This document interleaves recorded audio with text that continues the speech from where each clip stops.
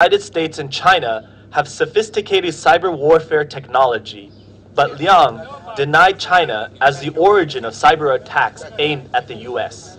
Panetta said the two countries must work together to avoid bungles leading to conflicts. Liang's visit comes at a delicate time, as the US is in the midst of a diplomatic wrangle with Chinese authorities over the blind Chinese activist Chen Guangcheng. The visit also concurs with the Chinese regime's displeasure with the U.S.'s stance over the Sino-Philippine naval standoff in the South China Sea. So there you go, guys. Just some footage.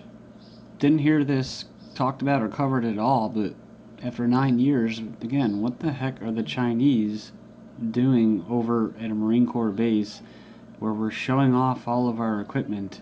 I'm not one of those people that's still thinking strong national defense and secrecy, because I don't think that our country really belongs to the people anymore. I mean, our representatives are letting these other countries come in, like the Russians that are going to be training here shortly, in our country. There are borders on the south. There's caches of weapons being found. This is a slow takeover, slow infiltration, and they're doing absolutely nothing. In fact, they're showing the enemy everything. You know, it's just.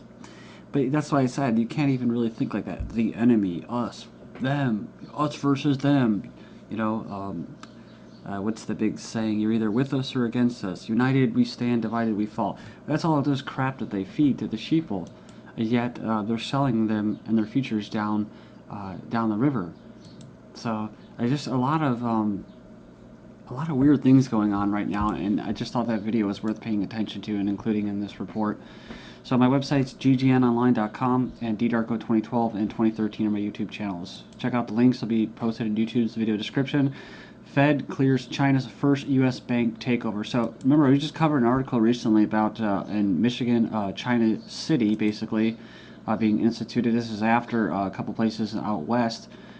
Basically, little China cities are coming to fruition. So the United States opened its banking market to China.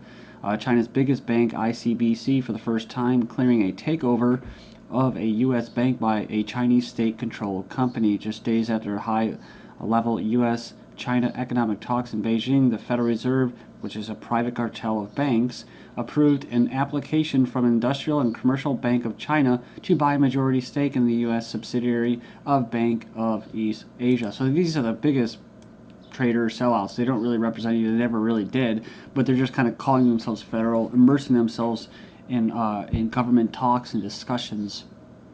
But it says here the transaction will make ICBC the first China state-controlled bank to acquire retail bank branches in the United States, and it won't be the last.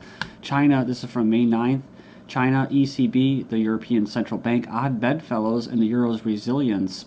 So there was another title for this, and I'll just go right to it, which was actually from June 2011. China will spend billions to prop up the stricken euro. So that's basically what they're saying here in a fancy way, which is China's propping up the euro. Well, look at this news here. China gives up on Europe, will target Africa instead. This is from 510. So there's a lot of changes going on right now. And it says here that China has finally given up on the euro, and it's no good news. And it says here it's even going to complicate things even more. As China will bail out Europe now that it's no longer the case, so they're not going to bail them out. And looks like Greece, I saw that in Greece, the drachma, banks prepared to return to the drachma, basically their Greek currency. So this is after they, again, in Greece they have sellouts just like they do here in the United States. They don't give a shit about their people's future. That they're supposedly electing. Well, we both know that these people are handpicked by these globalist international douchebags and these private think tanks and clubs and closed-door meetings like they're going to be having in the Bilderberg Group. And so, yeah, before they were doing all this, the people were bartering with stolen packs of gum. They were doing all sorts of things. They had the Greek suicides, so it's a big deal going on. Also, you have far right. They call it a far right party, which is basically a Nazi party that won, I think it was like 7 to 10, 15 seats in the Greek parliament. So this is a big deal.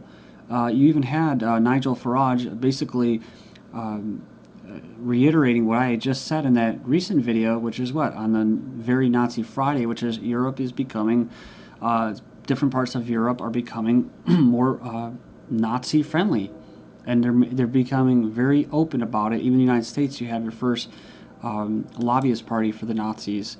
So there's a big change that's going on. And then, of course, you had Putin, basically just the revolving door over there. So you got in China coming to the United States and whatnot. That is what the old Soviet or the new Soviet system. So it just really extremes are taking place right now around the world. But yeah, so look at this. In snub to the west, Putin will skip the G8 forum. So see, there's a good example. He's just going to say, oh, I'm out, right? So it says here, 48 hours into the third term, Vladimir Putin has backed out of the high-profile meeting with the U.S. Basically sell out Barack Obama and other G8 leaders in a snub that raises questions about whether he is reestablishing the chilly relationship with the West that characterized his first 2 terms as president. So this could just be a nice big show for everybody, for the markets, for investors, and the same families behind these closed doors at these round tables just kind of decide, you don't really have to go to that meeting, Vladimir. Why don't you just go ahead and hit the beach that weekend? Or is it really us versus them, right? Who knows? I mean, at this point, I can't tell you. But I just try to cover this news here, and then you hopefully make up your own minds. The Russians are coming. First joint Top Gun drills to be held in the United States. So we covered this about holding joint drills in the United States. Anti-terror exercise scheduled for May 2012 will get off to a flying start with tactical landing operations and terrorist camp raids. So that could be mocking, basically raiding regular people's houses. Who they deem terrorists. U.S. calls for Russian airborne troops to take and hold Denver airport. So yeah, definitely pretty crazy stuff right here. A scene that they're going to basically have, which says that actions to be taken in the case of a sudden civil war where outside forces would be called upon to protect the government from overthrown by internal forces or armed rebellion by the military, says a Russian general staff. So. But also, as far as the Chicago NATO summit that Vladimir Putin will not be attending, Georgia will attend these meetings. Remember I said they're a big wild card, Georgia. So the NATO Secretary General reiterated that in comparison with other countries, Georgia contributes greatly to this operation. Well, what operation? They're talking about the ISAF and the 13 partners, which make a great contribution to this operation. So they're saying Georgia is one of the biggest contributors. So I found this is kind of interesting. The Ministry of Defense of Georgia, this is from Georgia's own website. It says here, representatives of the Ministry of Defense of Georgia or American military servicemen, 5 U.S. Marines, and a sailor were honored for their contributions in support of the Georgia deployment program for ISAF mission. The medals were awarded to them by the commander of the battalion, Alexander Taguchi, who had been wounded while performing a peacekeeping mission with the ISAF operation. GDP, which is basically Georgian Defense, and ISAF is the train and equip mission designed to prepare 4 Georgian infantry battalions in sequence for operations in Afghanistan. So another way you could look at it is what? It's foreign troops that are training along with United States troops that are going to take on the American people, possibly, right?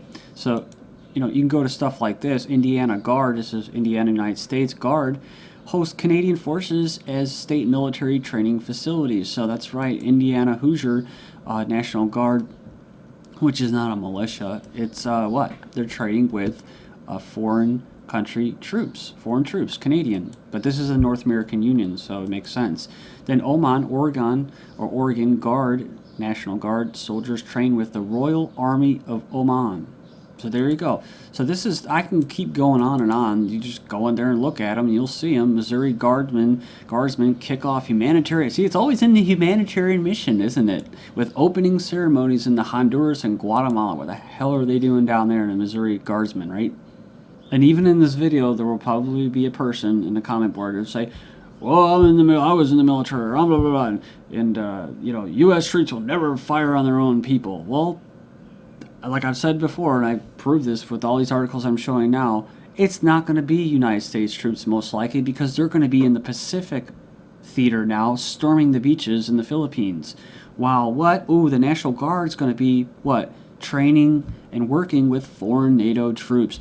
And maybe even Russian and Chinese troops beating you over the head and operating drones, striking you in the backyard while you're barbecuing. So that's probably how it's going to go. Not your friendly, white, blue-eyed, blonde-haired American troop. No, he's going to be out of the country or in the Middle East by design. So you keep asking that question about you're not going to get fired on. Just go to the 29 Palms a poll that was taken back in the day of Marines. Would they fire on American citizens? And the majority of them said yes. So I don't know how many, how much proof you need, but hey, you can sit in your front porch, nice sunny afternoons. Russians or Chinese or Yugoslavian troops are coming to do to check up on you as a humanitarian mission, a peacekeeping mission. Make sure you're safe. You can open them with welcome arms and give them lemonade.